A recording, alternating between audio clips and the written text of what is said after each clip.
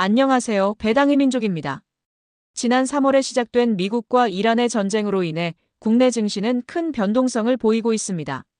2주간 휴전을 하고 협상에 나서면서 안정성을 되찾을 수 있을 것이라 생각했는데 주말에 첫 번째 협상이 결렬되면서 증시 흐름이 쉽지 않게 흘러갈 것으로 예상되고 있습니다.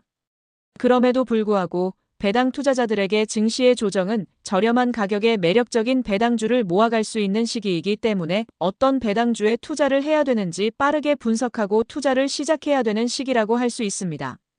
그래서 오늘은 과거부터 안정적이면서 성장하는 배당금을 보여온 기업들 중에서 개인적으로 배당 투자자라면 꼭 가지고 있어야 되는 배당 성장주를 선별해봤으니 끝까지 시청해주시면 좋겠습니다.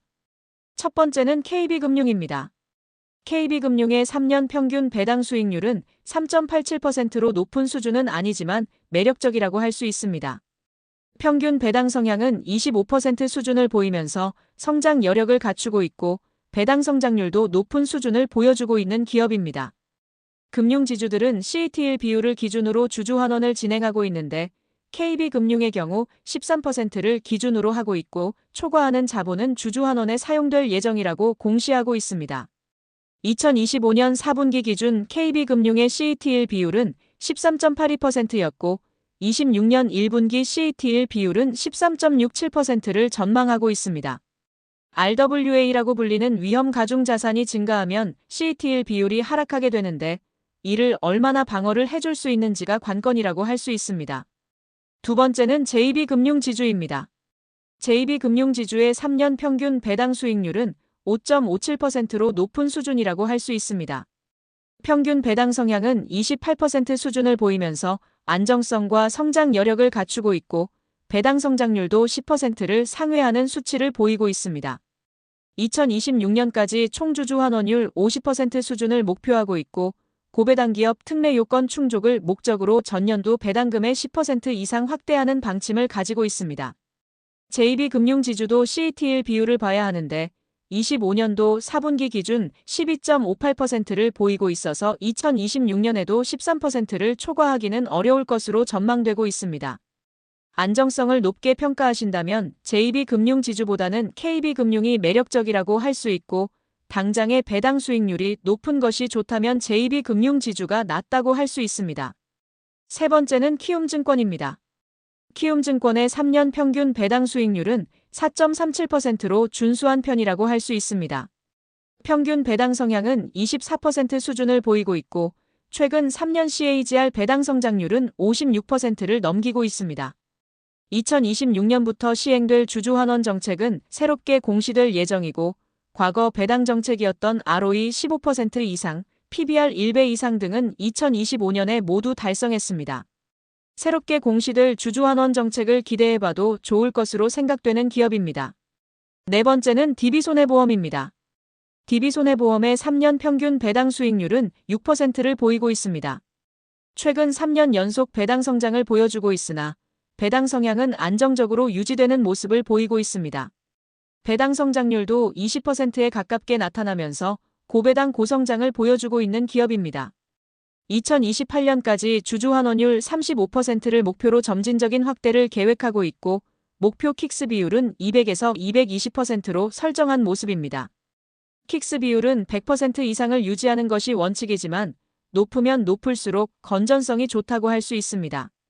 DB손해보험의 2025년 4분기 킥스 비율은 218%로 높은 수준을 유지하고 있음을 확인할 수 있습니다. 다섯 번째는 한국쇠석유입니다. 한국쇠석유의 3년 평균 배당 수익률은 8%를 넘기고 있습니다. 외국계 기업이라 배당 성향이 매우 높은 수준을 보이고 있어서 우려스럽긴 하지만 배당 성장률도 매우 높은 수준을 보이고 있어서 매력적이라고 할 수 있습니다. 구체적인 배당 정책은 없지만 높은 경쟁력을 보유하고 있고 배당 성향이 높게 유지될 것으로 보이기 때문에 실적을 확인하면서 투자하신다면 좋은 결과를 보여줄 것으로 예상되는 기업입니다. 여섯 번째는 신세계입니다.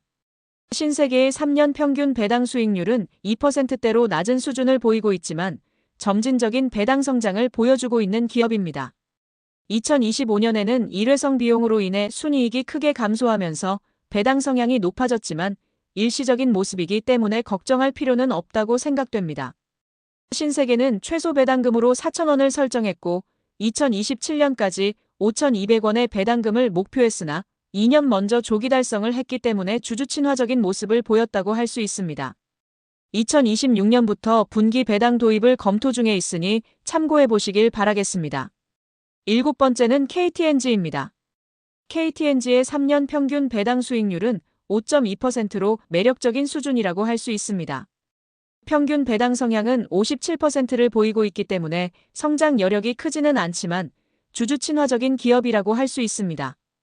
2027년까지 현금 배당으로 2조 4천억 원 이상을 지급하고 자사주 매입으로 1조 3천억 원 이상을 시행하는 것을 목표하고 있고 매입된 자사주는 전량 소각하는 것을 원칙으로 하고 있습니다. 2025년까지 현금 배당으로 1조 2천억 원을 사용했기 때문에 2027년까지도 현재 수준은 유지가 가능할 것으로 보이고 자사주 매입 및 소각이 이뤄진다면 배당 성장을 보여줄 것으로 기대되는 기업입니다. 8번째는 영원무역홀딩스입니다. 영원무역홀딩스의 3년 평균 배당 수익률은 4.37%를 보이고 있습니다. 평균 배당 성향은 20%도 되지 않으면서 매우 낮은 수준을 보여주고 있으나 배당 성장률은 30%에 가깝게 나타나면서 실적 성장이 가파른 것을 짐작해 볼 수 있는 대목입니다. 2029년까지 별도 순이익의 50% 내외로 주주 환원을 계획하고 있고 매년 발행 주식수의 1%씩 소각하는 것을 목표하고 있습니다. 영원무역홀딩스는 자사주 소각 기대감으로 가파른 주가 상승을 보였기 때문에 배당 수익률이 낮아져서 매력적인 수준은 아니라고 보여지고 연결 순이익이 별도 순이익보다 높게 나타나는 점을 미루어 보아 별도 순이익을 기준으로 주주 환원을 한다는 정책이 주주 친화적이지는 않다고 생각되는 기업입니다. 그래도 자사주 소각 기대감과 배당 성장 여력이 충분한 기업이기 때문에 추가적인 분석을 해보셨으면 좋겠습니다. 9번째는 S&T홀딩스입니다. S&T홀딩스의 3년 평균 배당 수익률은 5.63%로 높은 수준을 보여주고 있습니다. 2024년과 2025년에 가파른 배당 성장을 보여주었지만 배당 수익률이 낮아진 것을 미루어 보아 주가 상승이 더욱 더 가파랐던 것을 확인할 수 있습니다. 게다가 배당 성향도 아직 높은 수준이 아니기 때문에 배당 성장 여력도 충분하다고 볼 수 있습니다. 구체적인 배당 정책이 없다는 점은 아쉽지만 PER과 PBR이 아직 낮은 수준을 보이고 있고 자사주도 8% 넘게 보유하고 있기 때문에 소각에 대한 기대감도 있는 기업이라고 할 수 있습니다. 마지막은 KPX홀딩스입니다. KPX홀딩스의 3년 평균 배당 수익률은 7%를 넘기면서 고배당 고성장 기업인 것을 확인할 수 있습니다. 평균 배당 성향은 21% 수준으로 낮은 편에 속하고 배당 성장률은 20%를 넘기면서 높은 편에 속한다고 할 수 있습니다.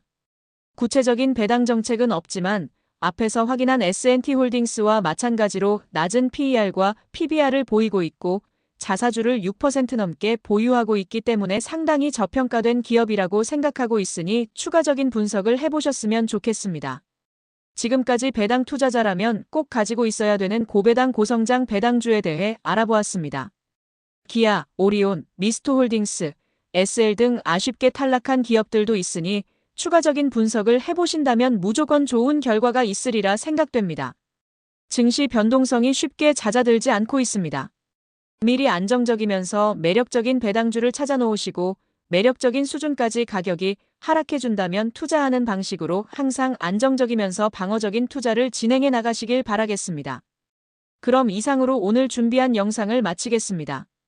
영상 내용이 도움이 되셨다면 구독과 좋아요 부탁드리고 오늘도 끝까지 시청해주셔서 감사드립니다.